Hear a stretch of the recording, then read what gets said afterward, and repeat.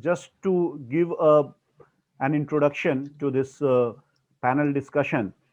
Of course, we are here for a CSR discussion, but under the CSR, what we are going to discuss, what we are going to talk about is agriculture.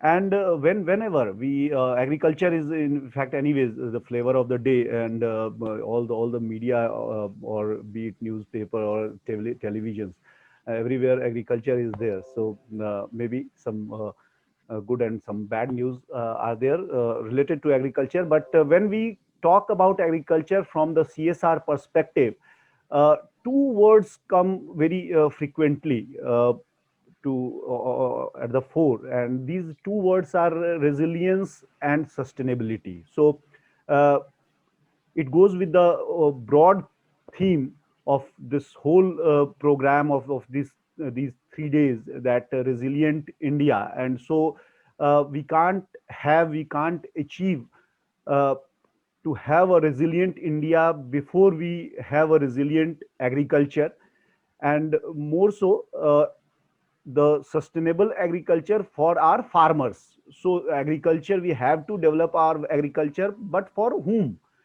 So many a times this discussion comes up that agriculture should be developing, but are farmers also being developed? Are farmers also being sustainable with the sustainability of this agriculture sector?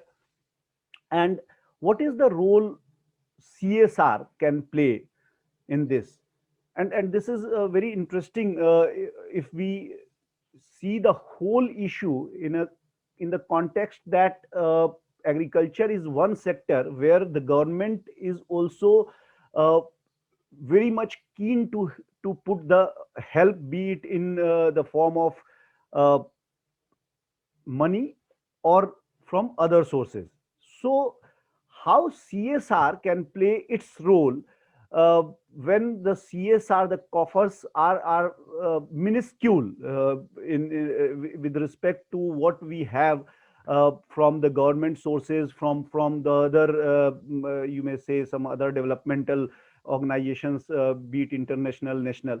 So, how CSR can make a sign, how CSR can make a difference into this vast and very vast. So 12, more than 12 crore farmers are there in this country. And so just to begin with, I would invite Nusrat Pathan ji. So before I start, I should first introduce my panelists. And so I have two panelists as of now. Two we are waiting for. So as soon as they join, I will introduce them as well. But as of now, we have Nusrat Pathan ji, who is heading the CSR at NCD. I'm sorry, NCDX. This is my organization. So it comes first. So HDFC. So, ma'am, I'm sorry.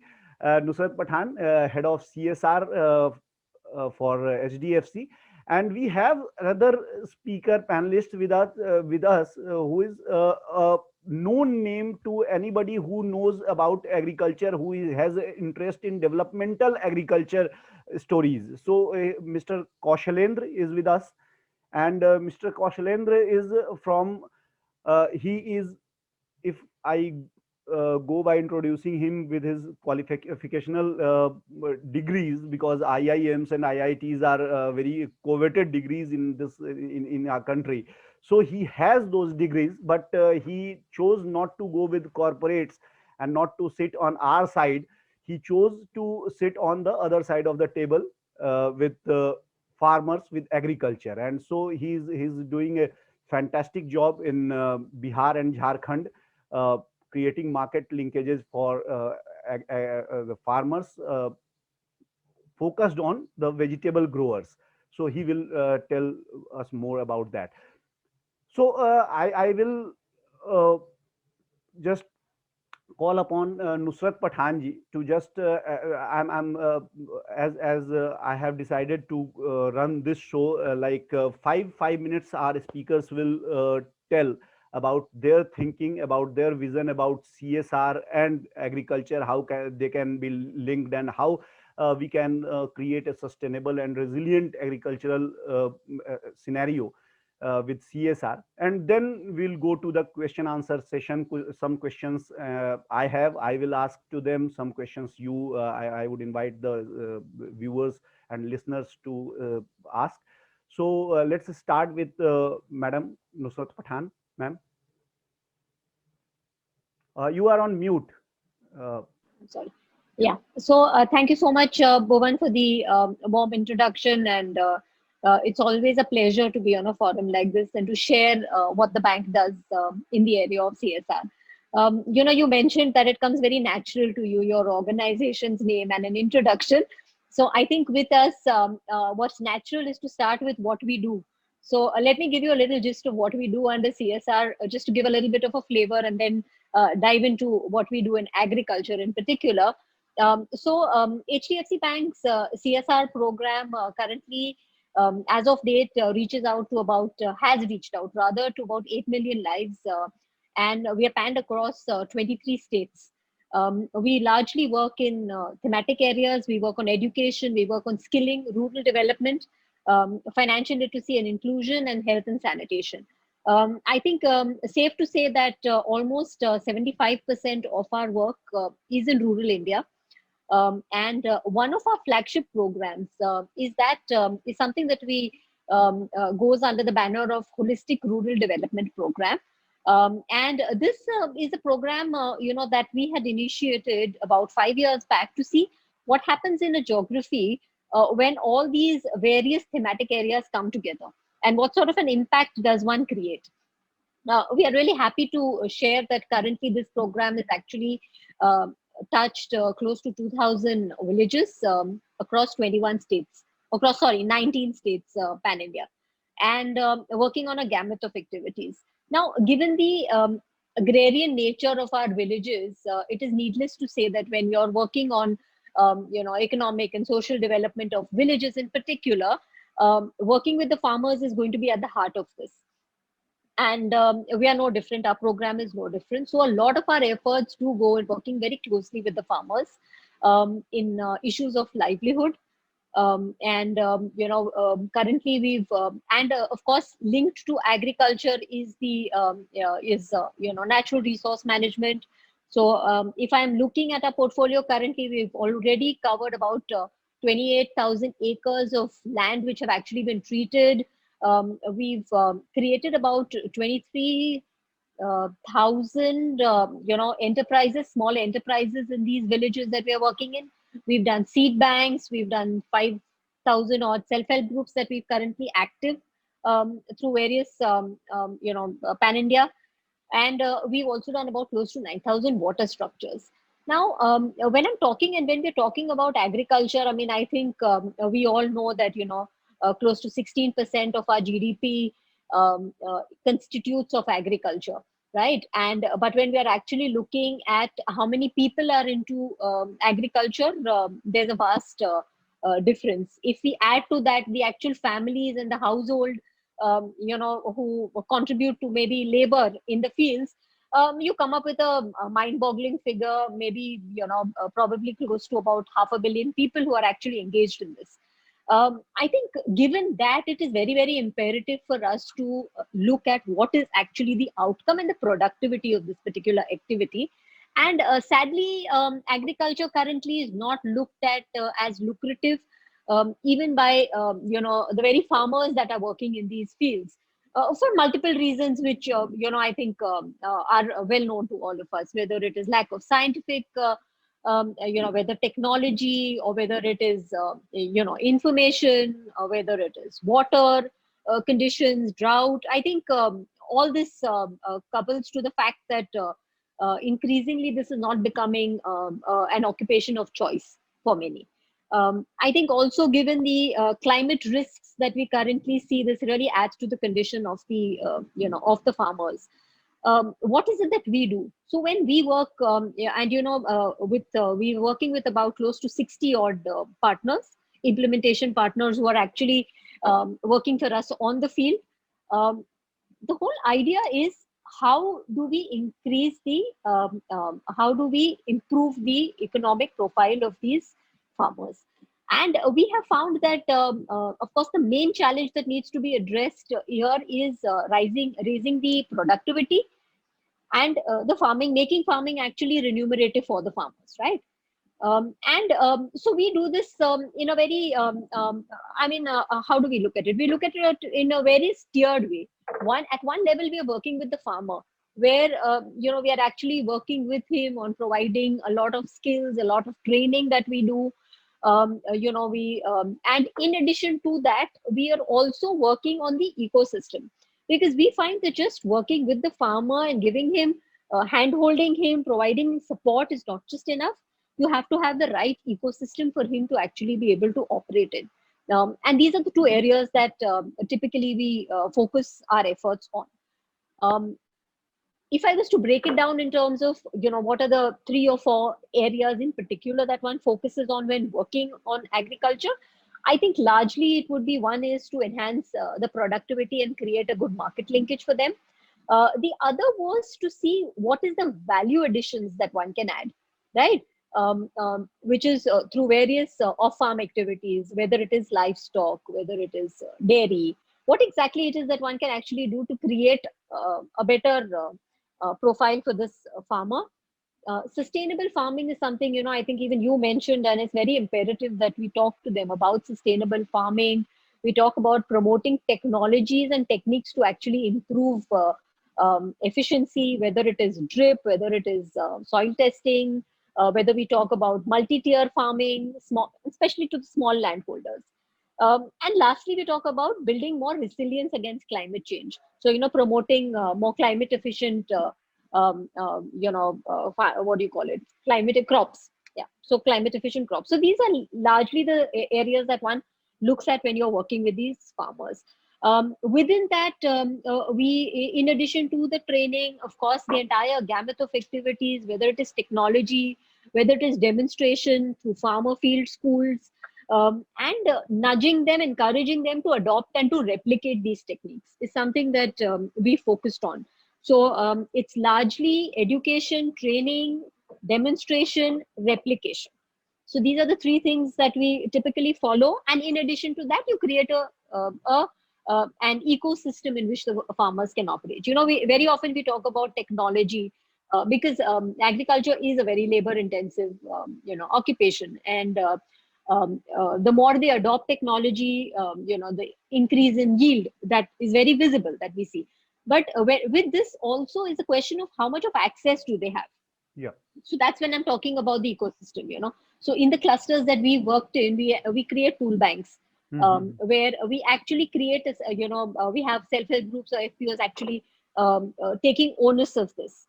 And we hand over a set of equipment to them and we help them in the entire planning, so that at least the small and marginal farmers can have access to this. Yeah. Another very important thing, Bhuvan, here I might want to mention is also training them on marketing and on financial management, because I think this is very, very critical, in terms of helping them to become sustainable. So one doesn't really look at, going there and I'm really sorry, Nusrat, I'm interrupting you, but thank yeah, you so much that you have in fact set the tone. But there are many points that you have raised, and we would like to hear more about these points on these points. absolutely, But absolutely. let it come to you in the form of questions from audience and All farmers, right. Okay. right? Sure. Sure. Sure.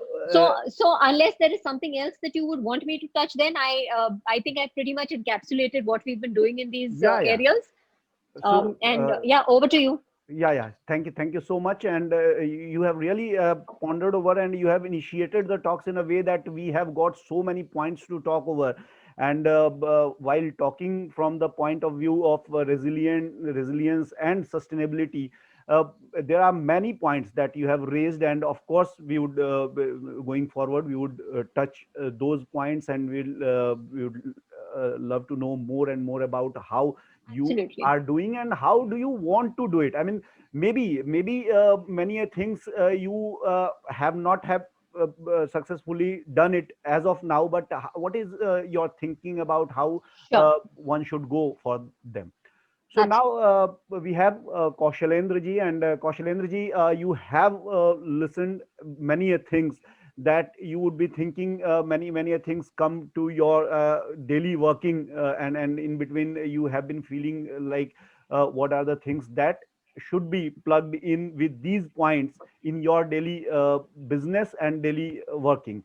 So I would just call upon you, and you please come and tell us from the what I told in the very beginning, that from the other side of the table you tell us that not only from the point of view of what agriculture is and how is it what are the bottlenecks and what are the challenges and how is it just moving on, but also that what are the things that you aspire to be helped in with the corporates and in CSR terms, so that we can just uh, move our talks and our discussion in that direction also, and we can ask something from Nusrat ji also on these lines also.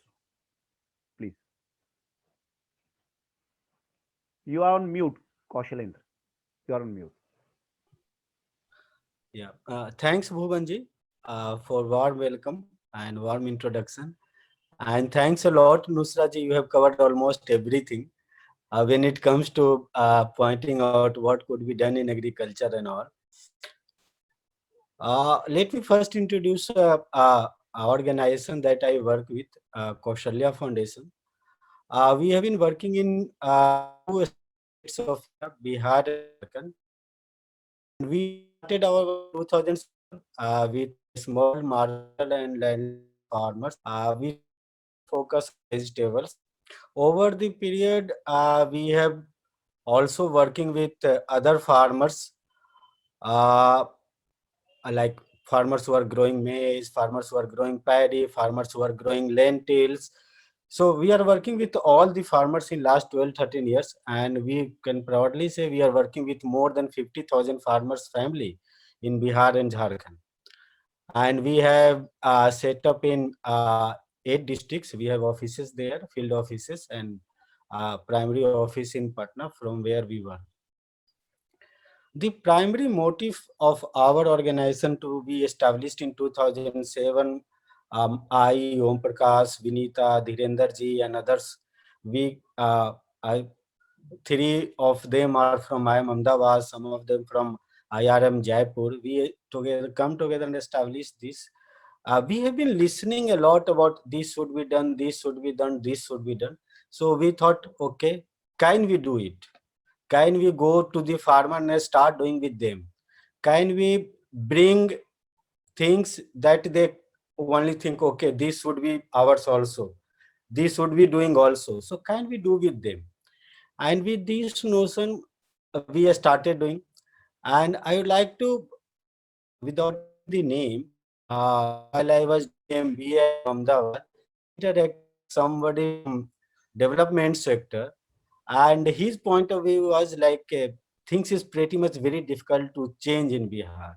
You cannot change the attitude of the people who are working at the grassroots level, who are at the bottom of the pyramid, especially farmers, laborers. So I thought, and we thought, okay, we are from Bihar, let's start doing something. So we identified all the, in addition to the problem and challenges that Nusra ji already talked about, and I also given the hint, attitude of the people. We always try to work on the attitude of the people. And second thing is that we are witnessing aging population. India is growing, India's population is becoming younger, but when it comes to farming community, when it comes to agriculture, we have found its aging population, youth are not coming into the sector for doing the farming, not coming to the sector to do the cultivation. So that's its challenge. That's one of the major challenge that we are witnessing. And next 5-10 years, it may lead to food insecurity in the country, because we may not have farmers who can do the cultivation. And third, especially which is very unique to eastern part of the country, is more third is, since most of the people are migrating to different cities of India, so in villages, whenever you go to the villages, especially in Bihar, Jharkhand, you will find a lot of women are there, and they are not interest. They are now interested with the work to do work of farming, to do the cultivation and everything. And when you take a look at your farm equipments, most of the farm equipments are male friendly. They are not female friendly at all. And we have been encountering this problem for last 5 years. That is one of the major challenges that we have been facing. So first is attitude. Second is we are not inspiring or not giving incentive enough to the youth to come to the agriculture. And third is we are left with the women population. And fourth is, which is again, we are witnessing climate change. In last 3 years, we have been seeing flood in areas of Bihar where we have not witnessed. We could not even think of, okay, these districts can have the flood. And we are witnessing drought in districts where we could not even think of, okay, water level can decrease to this level in these districts. And rainfall has become so erratic, and temperature has been varying so much that everybody is very panic in mode, especially farmers. So considering these four challenges, attitude of the region, which is given, which can be worked upon. Second is youth, women, and climate change. I think whatever we need to do in the area, especially agriculture in eastern part of the country, we must take into account all four. And addition to that is infrastructure, which could lead to the participation from the vulnerable farmers. When I say vulnerable, 91% farmers of Bihar and Jharkhand comes into the category of uh, small and marginal farmers. So we cannot think of they are participating in their mandis. So those kind of infrastructure which could be conducive to them, which could be inviting for them, okay, you can come and participate, do the trading of your produce, do the marketing of your produce, you can do your buying, you can do your sellings. And last but not least is skilling.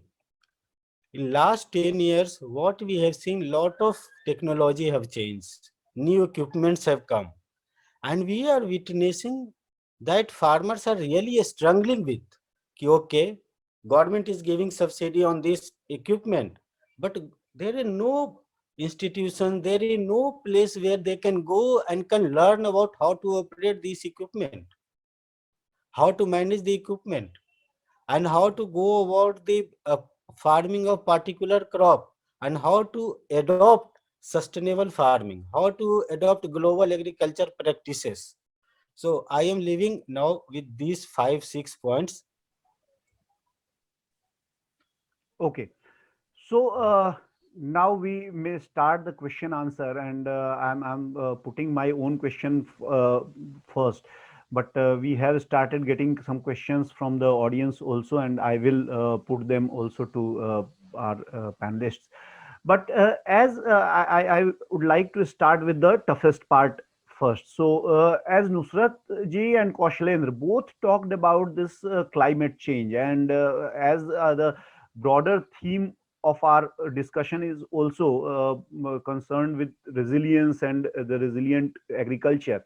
Uh, this is really going to be the toughest part for the agriculture in whole, as the government also has started recognizing it. Last year, if we see the government in its economic outlook, it had given just a factual research was there that says that in coming 3 to 4 decades, climate change is going to be the biggest challenge for our agriculture, the productivity, and all sort of things that the agriculture is connected to. But now the question arises is, are really corporates capable, and are they having those kind of resources and bandwidths that they can really just go for making a difference from this point of view in agriculture? Nusrat ji, you told us that some of the work that you have been doing as part of your CSR program that has environment as its focus, but when it comes to the impact that is supposed to be on agriculture in coming decades, not only years but in decades, how can the CSR make an impact and difference to those conditions?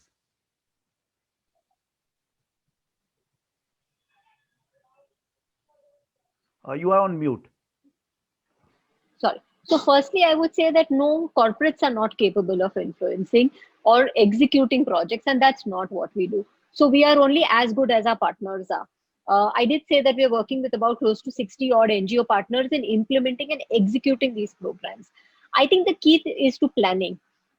Because when you plan the program, I think when corporate CSR projects are initiated, the thought that goes into planning the programs, understanding the geography, its needs, and then executing. So I'll give you an example of two programs really. In Maharashtra, of course, we are doing a large watershed program.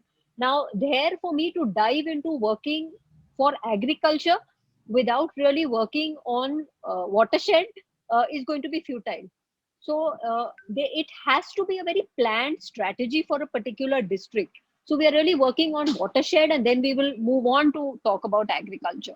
If I was to talk about Kerala, post the floods, we had initiated a program in Kerala, and we taken on intervention in about 25 villages in Kerala with a partnership with MSSRF. Um, and there we've actually gone down with the farmers and worked on very on paddy varieties that are resistant to floods. So I think there is a need to understand. Corporates definitely don't have that level of understanding which a grassroots organization has, but we could definitely plan out our interventions in a way, in a strategic way, to keep in mind certain considerations when we are working in the field of agriculture. So I think that's what I think is utmost important. Okay, so I have got two questions, one from Yep. Mr. Sujay and one from Archana Tomarji. I would like to sum these two questions up, and I would put it in one question, Sure. just giving it a cover and color of CSR. So, is flexibility a problem in CSR, and how much or how bigger is this problem? Because the questions say that, like Archana Tomarji is asking that if some why not to, or why, how can uh, a company, a corporate under its CSR promote the organic farming? Or Sujay is asking that if someone wants to move into hydroponic farming, then can a corporate be so much flexible under its CSR that they go for need based help, or in these kind of environment, like if any community of or any farmer group comes to you and says that, okay, we want to uh, uh, go for this kind of cultivation, are you Sure. in position to help them? So I really don't see the problem here, Bhuvan, because as you said, any CSR intervention to be effective has to be need based, right? As long as one is operating within the boundaries of the CSR rules, obviously I can't work directly with a farmer group, right? It has to be through a not for profit, Right. etc.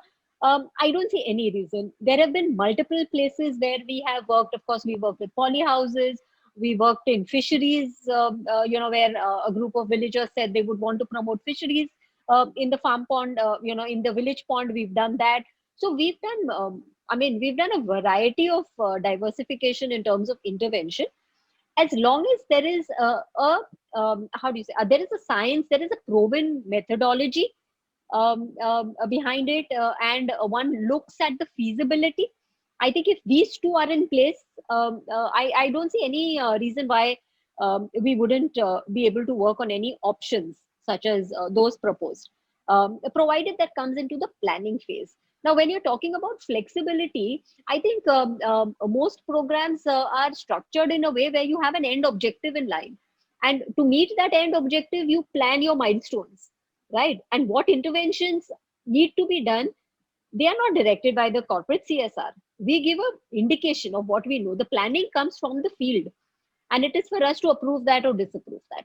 So I think there's definitely a lot of flexibility. If I'm looking at a 5-year plan, it would be totally inappropriate for me to say that my 5-year plan is frozen, and in the midst of year two, if there is a a flood situation there or a drought, I'm not going to budge because my plan is frozen. No, absolutely not.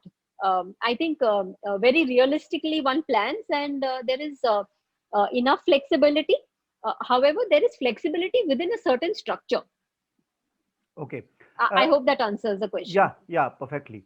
So, Kaushalendra ji, I am coming to you now. So, this again going back to the first question that was related to climate change thing. So, as Nusrat ji told that the corporates have very limited resource and capability to directly, I mean, answer the question of climate change or the impact of climate change on agriculture. In that case, what are the things or what are the uh, solution that comes to your mind that you would like some corporate to address while working on this problem, say the problem of climate change? You are mute. Yeah. Yeah. Climate change, uh, see, climate change affects agriculture and people living in that area in many ways. One is direct economic impact, like it will destroy your crop and all. Another most important also is it may lead to loss of lives of human as well as your livestock, like cattle, your poultry, goats, and all those stuffs. And for last 3 years, we have been witnessing this.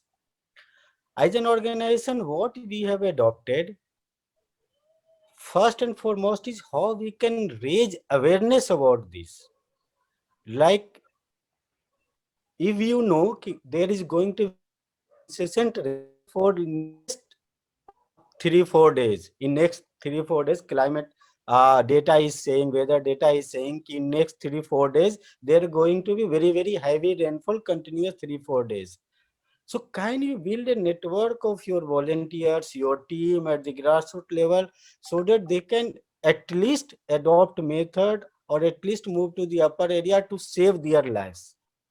Another aspect is how you can minimize the losses, especially come to economic losses of crop.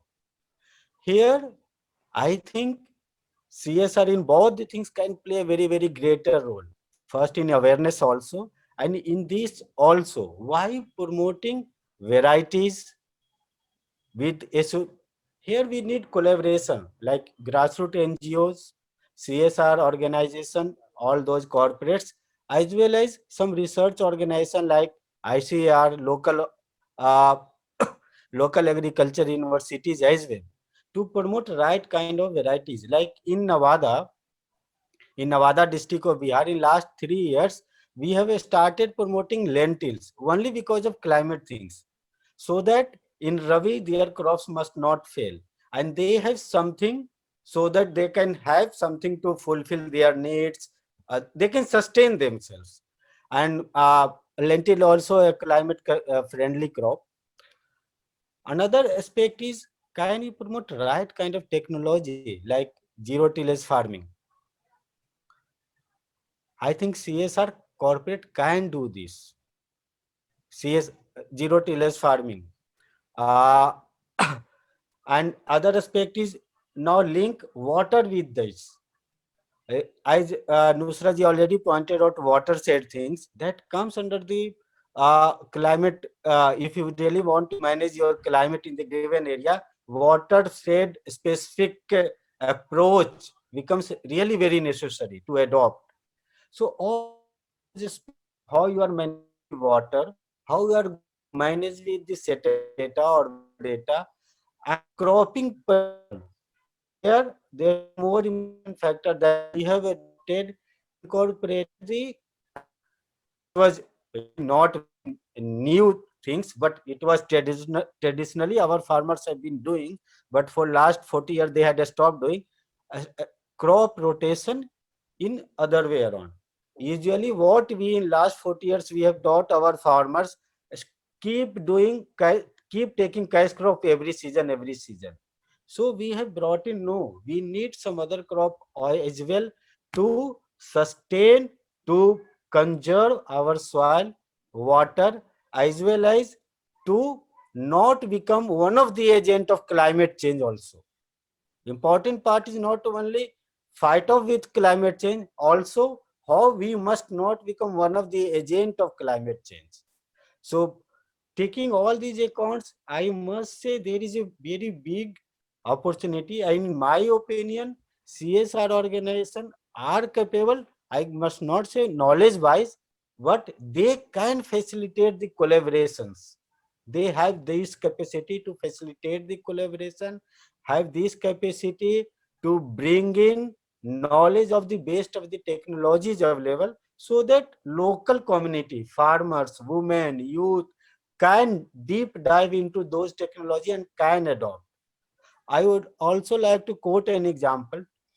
Uh, there is an organization based out of Bangkok, and RIMES we call it, and it's a multi governmental organization. Different Asian country have come together and created this organization to address the challenge of climate. And with RIMES, we have created farmers group in every villages to address the challenge of climate change. And in those groups, every week we organize discussion about the climate data. Okay, next week climate data, temperature is going to be this, rainfall is going to be this. So what could be our strategy? Can we irrigate the field? Should we irrigate the field or not? Should we till the field or not? Should we provide our fertilizer dose or not? So small these kind of micromanagement is going to be the key and very important in near future. So I think corporate can, and with the NGO can together design the system to transmit these data as well as doable and actionable points to the farmers in more sustainable way. Sir. So, Nusrat, I have one question that why agriculture, even after, and I'm not asking this question to you as the head of CSR SDFC. I'm asking this question to you as a CSR professional who represents all the corporates in this CSR forum. So why agriculture has not caught the imagination of the corporates as the other, like the most popular two sectors, education and health, have caught? Although we can see that how big is this agriculture sector and how much impact can be made only through this agriculture, even on health and education. If agriculture is sustainable, if we can be successful in increasing the income of the farmers, that is going to directly impact the level of education and health also. But uh, I'm not saying, because this, just to clarify myself, I am not against going the funds going to education and health, but as the session is on agriculture, so I am being the agriculture's advocate now, and now asking you this question. You are on mute.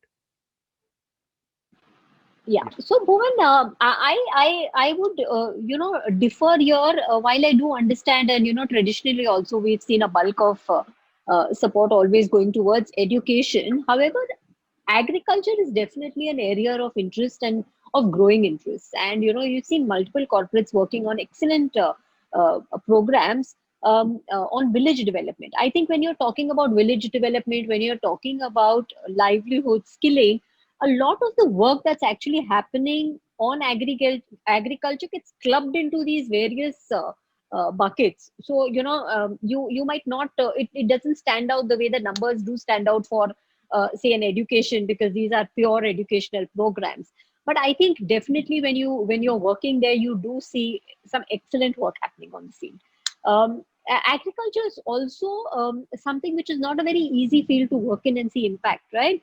You need the right level of partners that are working. In fact, to turn this question around, I would also say that there is an increasing difficulty that we as corporates find face to find the right partner to execute a particular program in geography. When I'm telling you that I'm running my rural development program in 19 states, and because it is holistic in nature, it sometimes becomes extremely difficult to get the right partner which can bring in synergies on all fronts. So you, like for example, you will find a particular organization which is excellent in market linkage, but may not be have the wherewithal to do something on NRM. So I think also when one talks about working in rural development and especially in agriculture and stuff like that, there is also a need of sharing between partners, between execution partners and organizations, in terms of their thoughts and their expertise, to actually translate into a strong program. A CSR intervention will only take off when when there is absolute certainty to a acceptable degree on the impact in a community. And till that is not demonstrated, it is extremely difficult to sort of how do you say, to actually adopt that particular project under its CSR. The other thing is also, of course, and I don't think this is rocket science, so I would probably wouldn't hesitate to share this, but also the cities are more visible. The work in cities is definitely more high on visibility, rather than working in far-flung rural area on agriculture. So I think a mix of these two is traditionally what I think may be stopping larger CSR investments on agriculture. Yeah. Kaushalendra, I'm coming to you now, and this is for the market linkage thing that Nusrat ji was also talking about, and you also in your uh, initial statement uh, talked about this particular factor very much, and in fact your whole business model and your whole social work also started with this market linkage philosophy only. So now I just want to understand, because whenever we are talking about increasing the income level of farmers, marketing of agri produce, marketing of agri crops come foremost. So in what way the CSR can help, and what are the ways through which CSR can help in strengthening the marketing of agri produce, so that the individual farmer could be benefited? You are on mute, Kaushalendra. Yes. Yeah, thanks, Bhuvan, for taking up this question. See, traditionally, what happens when it comes to market linkage? We always, we are trained, we are nurtured, and uh, we are trained in a way, we are coached in a way that when it comes to marketing, okay, you have produced your crop, you have done your harvesting. Now we will go and we will identify different players who could retail your produce, who could transport your produce. That's a traditional way of thinking. What we in last 12 years we have changed in Bihar, Jharkhand. Can our farmers do the same kind of marketing? Like in, I would like to quote an example of a strawberry farming that we have introduced in Bihar and Jharkhand. All the farmers we have facilitated, we have provided them, trained them how to do the packaging, how provided them infrastructure, right infrastructure like crates, plastic punnets, so that you can have all those six in a bag. and provided them their sticker, designed their stickers, their logo, their brand, and now their produce is reaching to the market. So same produce where a strawberry farmers could have got only rupees 100 to 150 per kg. Now they are getting rupees 400 per kg, because all those elements of marketing, basic elements of marketing, we have provided to them so that they can do the packaging and all those uh, stuffs at their end. Another aspect is transportation, logistics. It plays a very, very crucial role. How farmers can take their produce from point A to point B.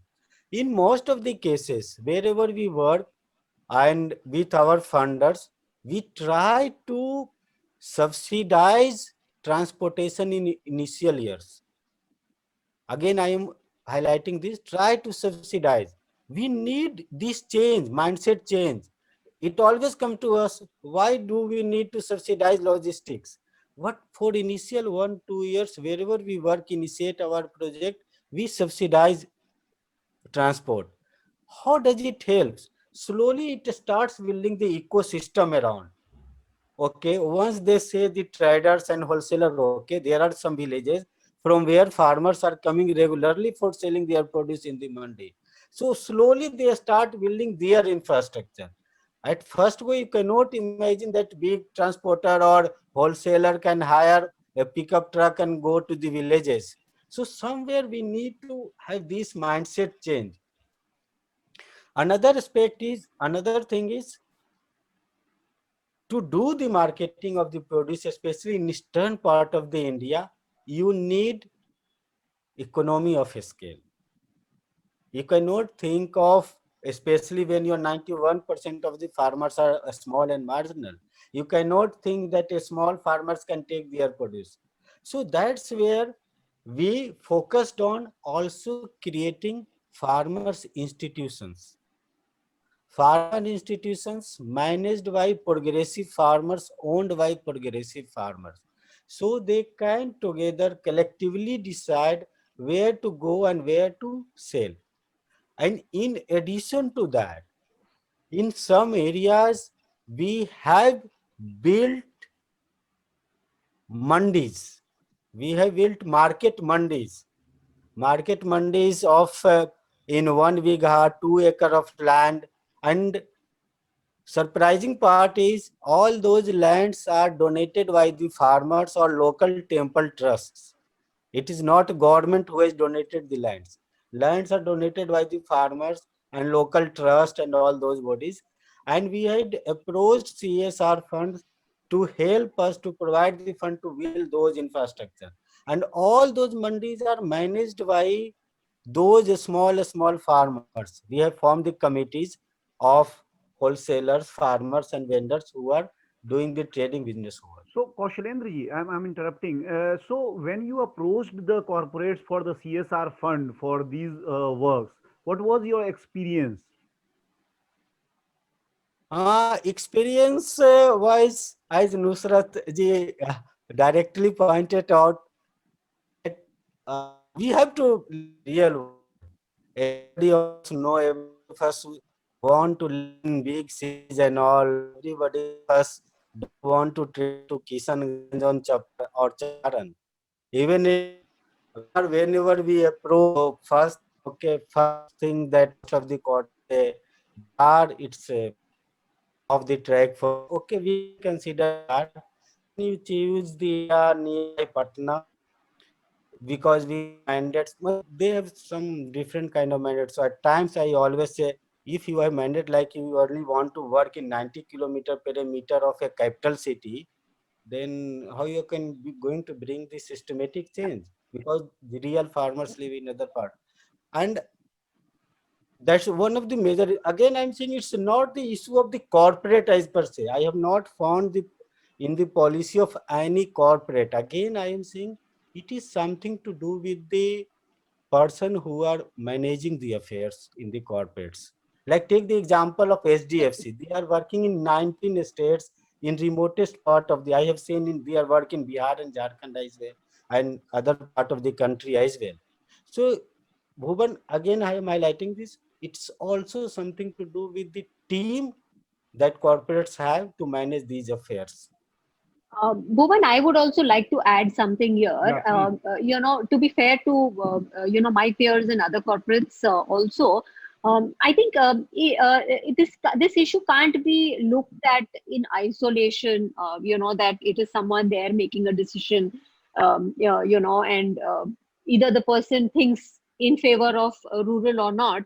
But I think one needs to know, okay, how is the approach being done also, because very honestly, if one is looking at coming for CSR support purely to build these mandis, a support a corporate person may not approve of this under CSR. If it is looked at holistically end to end, if you're asking me, would I or have I built these mandis within the clusters that I am working? Yes, I have.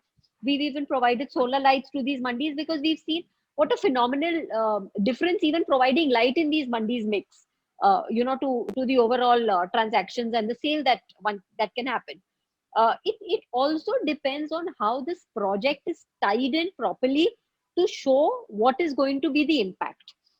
And I think and I come from the social sector as well, so I've seen both sides. So I can say that is also a challenge of the social sector. One needs to be able to convince, when you're going in for a project support or funding, in terms of what exactly is the impact that you're overall going to likely depict. And I think that, having said, there's no reason why something like this should be refused by, let alone HDFC Bank, but any of my peers. Okay. Sorry, that's Okay. it. Okay. Right.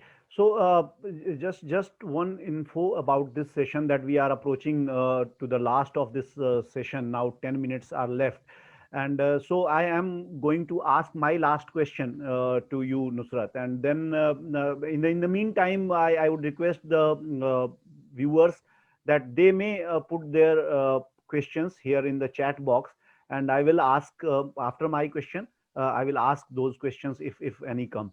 So, Nusrat ji, one question that I would like to ask, that whenever we talk in terms of putting the funds, we always, and because tangibility is a major factor in CSR thing, and so we always go for the projects where there is tangibility, where there could be perfect kind of calculation, that okay, we have got this thing. Not necessarily you are saying so. I'm just coming to you. If it is not necessary, then why not the funds are being put to the agri research? Because this is a field, this is a area where the studies say that this is the only area where if you put 1 rupees, it comes back in 8 rupees. The other sectors, in education, in health, or in any say scientific research, that ratio could be 1 rupees, 1.5 rupees, 2 rupees, but in agriculture 1 rupees comes back as 8 rupees, as the studies say.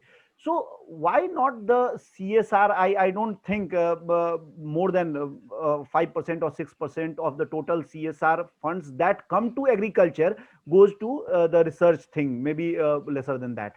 So why Absolutely. is this? So let me put it this way, Bhuvan. I agree with you completely that research on agriculture is extremely essential, because if we are talking about increasing productivity, if we are talking about climate resilient crops, and if you're talking about quickly converting, increasing productivity for our farmers, research is very, very essential and required. Let me put it this way. I mean, a lot of corporates are supporting a lot of enterprises. Okay, we are supporting a lot of startups working in the field of education, health,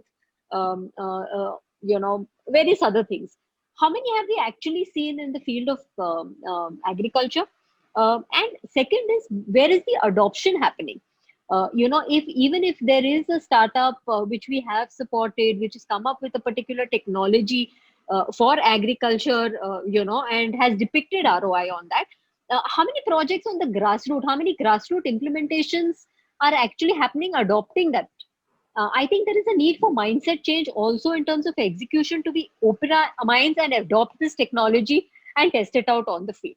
I think once that starts, the investments and the visibility for research will also start.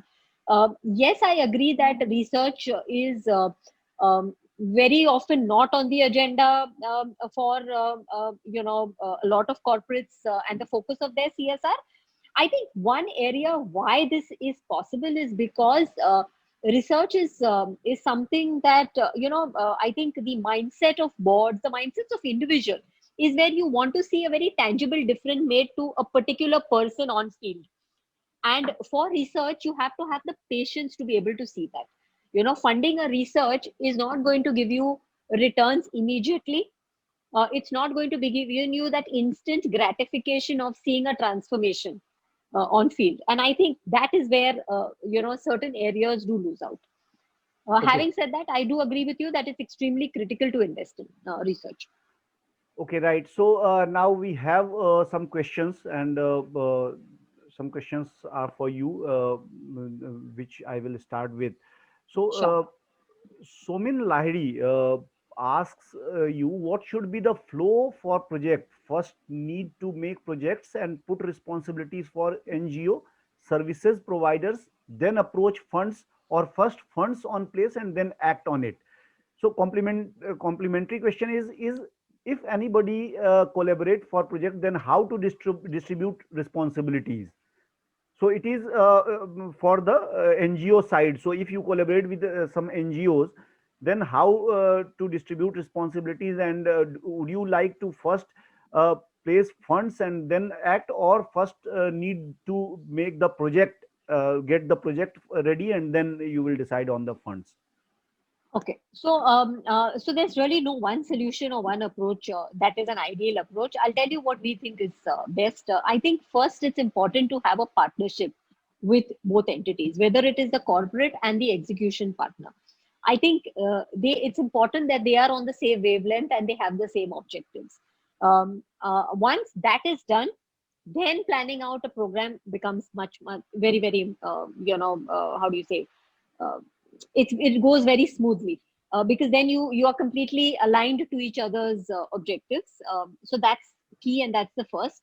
After that, it is the program, because there are a lot of other nuances in terms of where are you going to actually implement it, what is the approach that is being taken. Once these basics are in place, there's program planning, and then you assign responsibilities. Assigning responsibilities will differ whether you are a foundation, whether you are a corporate CSR, where the funds are coming from. From a corporate CSR point of view, my involvement or my responsibility would be ensure that the funding is continuous and there's no stop in the funding.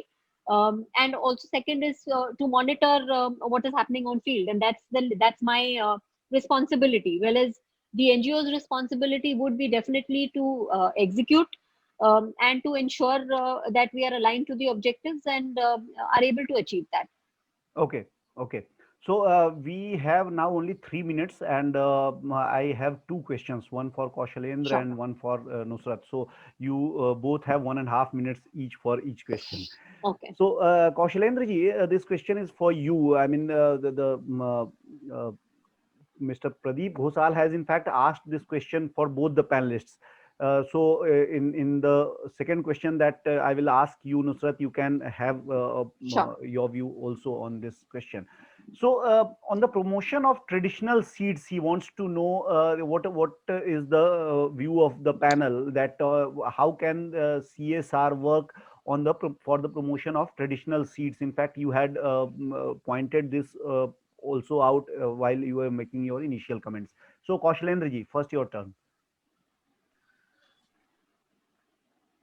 We work closely with the farmers on this aspect, and as an organization, we have taken up this policy that we are not going to force the farmers to either adopt the traditional or continue with the traditional or give up the traditional.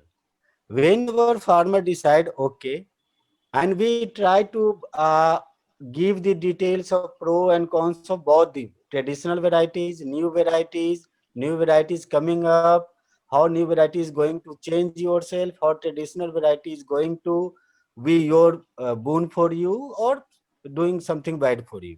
And after that, if some set of farmer decides, okay, we want to continue with the traditional variety and we want to preserve, we do facilitate, and we have also established seed bank especially for this, so that traditional variety could be saved. And we have found with our limited work that traditional varieties are actually to good for farm sustainability, especially when it comes to erratic change in weather parameters, temperature and uh, rainfall. So in certain areas, we do advocate, okay, if you have the very good traditional variety, you must preserve it. And we are here to facilitate, we are here to establish the seed bank, and we are here to how you can take it to the next level. And in certain cases, we have also worked closely with the research organization where we have approached them Okay. how we can build upon this traditional variety to get more productivity. Okay, I'm really Sure. sorry. I'm behaving like a TV anchor, but it is now the time is almost over. So last question to Nusrat ji, and this is more of a academic kind of question. So you may answer it as according to your convenience in the shortest possible time. Sure. Can you share some of the CSR strategies? So Vinod Kumar is asking this question, that can you share some of the CSR strategies applied in agri and had good success rate? And first, your very brief view on that seed thing. So, very quickly, just to talk about the seed bank, the indigenous seed, I think traditional seeds is always something that we prefer. And when I say we, I really mean our partner organizations. That's what they promote. And yes, as Kaushalendraji said, you can't really force farmers to adopt. You can encourage, you can train, and you can convince, you can demonstrate. And again, how do we do that? Yes, we do a lot of trainings. We do have seed banks, as we said. In fact, in most of our programs, we have seed banks where we encourage farmers, because as we've all seen, the actual investment in farming reduces drastically if the dependency on seeds reduces. Okay. So that's for the seed bank. Yeah. On the other question, I mean, I am a little sort of out of water in terms of how do I respond to that. Because while I would love to talk about various programs that we have done pan India, and various interventions that we have seen working, I may not be the right person to actually get into the technical in terms of what exactly has worked and not, because that's not really something that I'm well versed with. But I can see that each geography has its different challenges, and there is no vanilla solution for all of them. As I depicted, I also mentioned in Kerala, we've done tremendous work with farmers, and that's really worked for us. Similarly, in Maharashtra, also, we've done a sizable amount of work. In fact, if I remember, in one of the villages, we've actually worked on subsurface salinity, where we've actually managed to convert some amount of land to agricultural land using certain techniques. So there have been a lot of adoption of techniques, but if there is any particular thing that you would want to understand from us in terms of strategy or case study, then happy to connect with you. You can always write to us, and we'll be happy to share any case studies. Thank you so much, Nusrat ji. Kaushalan ji, may I request you to put on your video now, as you only have to say thanks to the audience and take my thanks. So thank you so much to both of you, and you just gave so much of time on a weekday, and you be just part of this whole discussion. Thank you so much, Nusrat ji and Kaushalan ji.